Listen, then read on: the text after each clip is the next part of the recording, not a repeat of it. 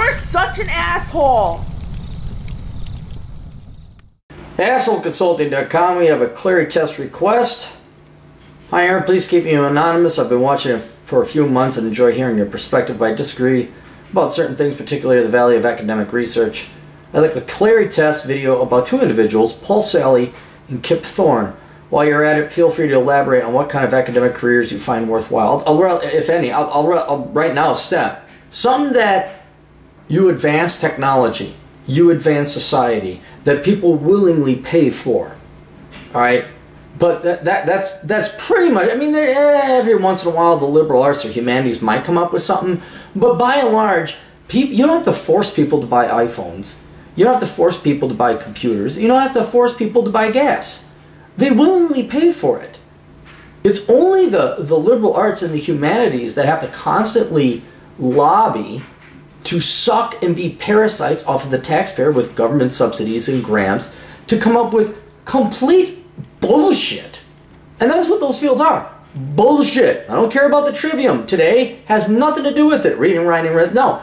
The liberal arts and humanities are completely worthless. Because all they are, they're not even about art or anything anymore. They're simply about the this is all liberal arts and humanities degrees. It is the rationalization of taking other people's money to fund them. That's it. It's forced payment, it's parasitism, it's the enslavement of other people, so these intellectual inferiors, the genuinely inferior and morally inferior people can go have fake made-up fucking careers in sociology and communications and women's studies and this is my color skin studies and all that bullshit is bullshit. And they are a pariah, they are parasites off of America. And that doesn't even mean that STEM is all, well, you're in STEM, you're fine. No, there's a lot of stupid bullshit being flung around in STEM.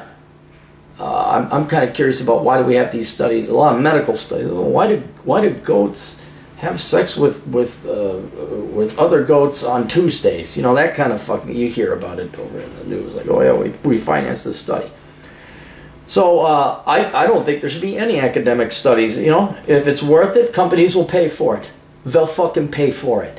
You don't need colleges and academia to rape the taxpayer of their money to go make and pursue whatever non-needed bullshit there is.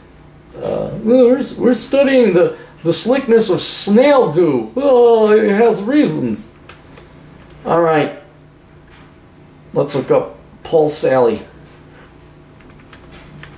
You know, there's Borlaug. You know, he okay, academia, yeah, but he helped make it so that crops would be resistant to bugs and things. So there's a practical application, but very few people are Mr. Borlaug. Okay, Paul Sally.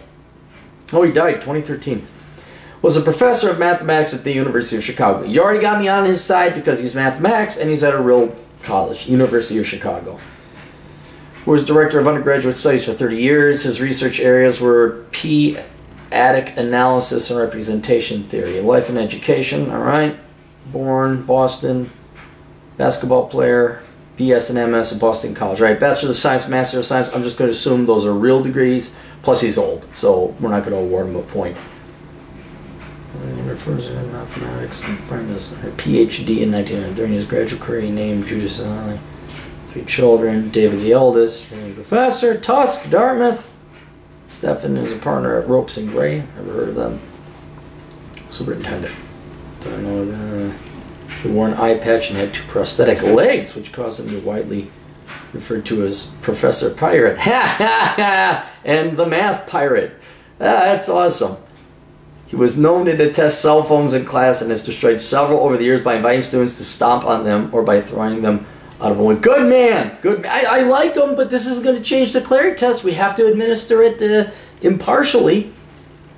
1965, 33. Okay, yeah, worked in math. He majored in a good thing. He founded elementary school. Founded. Looks like he taught until he was dead. Okay, so let's go with Paul Sally. Real degree. Okay, doesn't sound like it came from money. Good. Majored in the right thing. What's his career? He never left academia. I know you like him, and I know he's a good teacher. I'm going to only award half a point because he's a real teacher in a real field. Probably even the fact he's throwing out cell phones and not just lining up to suck the dick of millennial college students that tell him, "Oh, we don't need grades." I'm going to give him a little bit of credit. What else was it? The fact he's older, that meant, and he is in a private school. That was the other thing. He's at the University of Chicago, which is a real college. But no, what did he do? He worked in academia his entire life. I gotta give a point to that. And what did he? Well, he's dead now, but he worked in academia his entire life. So he gets. I'm gonna award half a point to each of those. I know he's older. Maybe back in the day, in his time, being a real professor was a thing, but it's not. It's not a real job. It just isn't. So I'm being a little bit charitable. He gets a point, so he gets a whole point, and that's really good for a guy who spent his entire life in academia. That's really good. All right. Would I like to have a beer with him? Yes. Should he run for public office? Yes. But he's dead now. Let's do Kip Thorne. Who's Kip Thorne? Kip Thorne.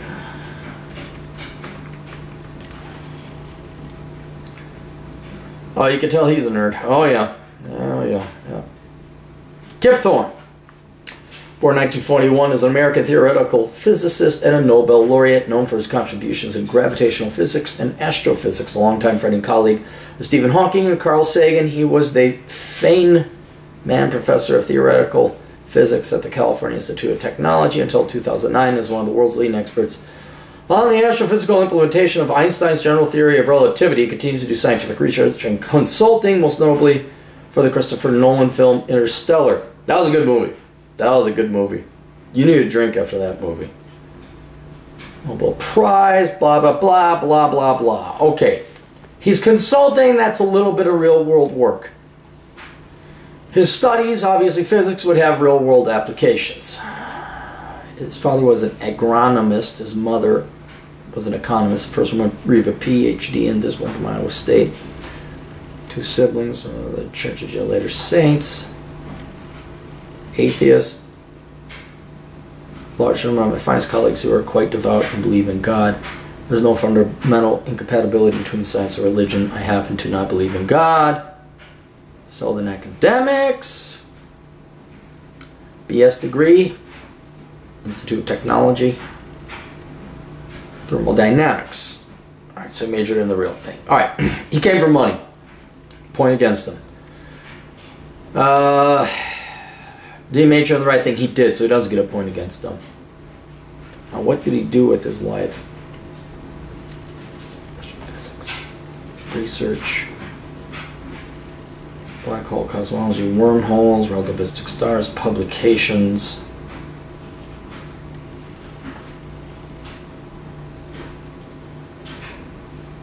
Okay, so he writes books. He has some token amount of real-world private sector experience, non-educational experience.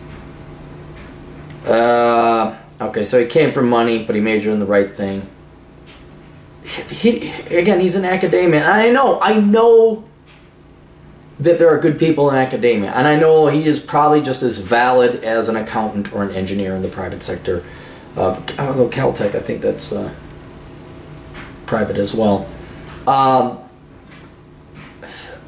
I just got to give him one full point for never stepping foot professionally outside of academia. So he gets a 2, a 1.75. Again, I like him. I like these guys. These are the professors you really need. Has he advanced the field and the science? Absolutely he has. But he's just been stuck in academia. That's all he's done. So would he be, and this is where maybe the Clarey test diverges when you get these truly, it's like a statesman. It'd be like, Teddy Roosevelt. He was a politician. You wouldn't get a point. Yeah, but he was a good politician. He was a true statesman. It's kind of the same thing here. They're good professors, but they're still professors. I got to stick with that. So he gets a 2Z, 1.75Z. Should he run for public office? Absolutely he should. That's where we would diverge from the Clarey test. Would I like to have a beer with him? Of course I would. This man is much more intelligent than me. He could teach me a lot of things. But it's in terms of the Clarey test, he doesn't get a perfect score because you guys are sticking in academia. All right, that's it. You guys got questions? The old captain's got answers. ASLconsulting.com. We'll see you guys later. Toodles.